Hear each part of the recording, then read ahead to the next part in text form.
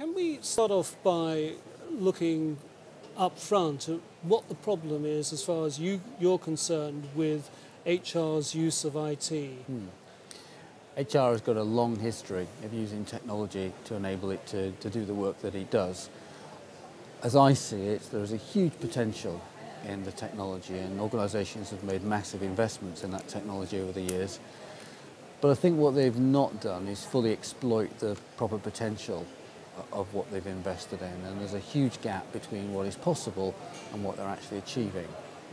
So why is that? I mean, if they've made the investment, they've made the business case, and they presumably have a vision of possibilities, where exactly have they gone, or where have they undershot on the returns that they should be getting? Well, I think the phrase that you used there, that the vision of the possibilities, is part of the issue, because for many organisations that vision stops at administrative and transactional processes. The investment's made, the processes get better in terms of cost reduction and doing the administration, but the longer term vision for doing the more sophisticated strategic work stops, and there are a number of reasons for that. One reason is the person who's the visionary, the champion, either disappears or the budget runs out. But I think it's also to do with the way that HR understands the value that's possible from technology. So what kind of applications are you referring to when you talk about these missed opportunities? Well, everybody's aware of the basic transactional processes such as payroll, benefits management, personal data, maintenance and so on. The sort of applications that are at that strategic end are things like workforce planning tools, management information tools, portals to deliver information to managers, and succession planning, career development tools, all of which are starting to be used by organisations, but the extent of that usage is much, much smaller than the administrative footprint. So I believe that one of the things you're keen on doing is finding more HR directors who are willing to be IT champions. What kind of response do you get to that clarion call? I think one of the problems there's always been is that HR directors somehow see technology as either being too technical, too IT in nature, or perhaps associating it with administrative and clerical duties, that somehow technology isn't really about real HR, it's about the back office stuff. And quite clear there's a lot of software applications that have been on the market for several years now that are underexploited, and the key for me is helping those HR directors understand the connection between using that technology and proper business outcomes. What's different about the HR directors who do see the possibilities for applying technology in more strategic ways? Well, I wish I had a full answer to that, but it's something to do with HR directors that have had positive experiences with technology in previous organisations and brought that knowledge with them. And maybe it's also something to do with the ability to stand back from the organisation and what it needs, and understand the business needs in terms of technology, and that's quite a rare skill.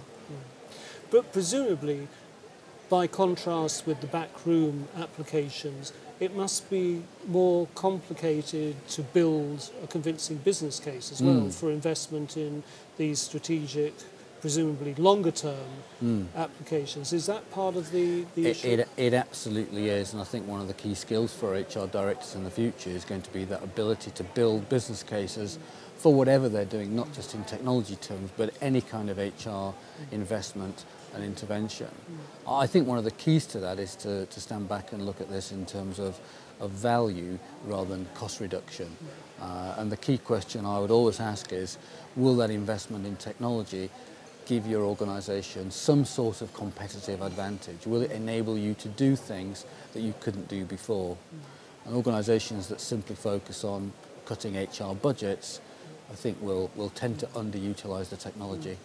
And do you see a difference in the use of technology between those HR departments that have dedicated HR systems people as opposed to relying on the IT department? I think there's a massive difference in skills in the IT abilities needed to construct the systems, and as you indicated, the visionary skills and the ability to recognise value and actually define the requirement. It's the difference, I guess, between a chef and a cook. One can dream up new ideas and the other one delivers the recipe, but that ability to conceive interesting new ways of doing things will always be the one that gets the best from technology. Finally, what would be your 1, 2 or 3 tips for the HR director who wants to go back, review what can be done and then formulate a plan for making better use of technology? Are there some simple 1, 2-step recommendations you can make? For me, one of the key things would be to talk to your line managers. And that sounds slightly patronising, but ultimately your line managers are the customers. And helping them define what their life would look like with better use of technology is a great starting point. Ask managers what would be in a manager's toolkit in order to help them do their day-to-day jobs. What do they need in order to help their employees be more productive and to help manage performance? So working with line managers is absolutely, sounds obvious, but it's absolutely critical. And find out what your competitors and the people in the same sector are doing.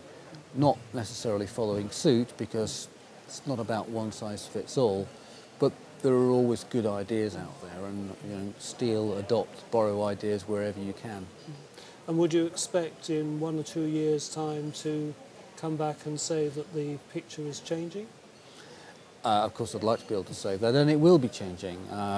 However, the evidence from the US is that it's still quite slow, and we tend to be 3 to 5 years behind US trends. So in the US, only 40% of organisations are using that more sophisticated technology. So we've got some way to go yet.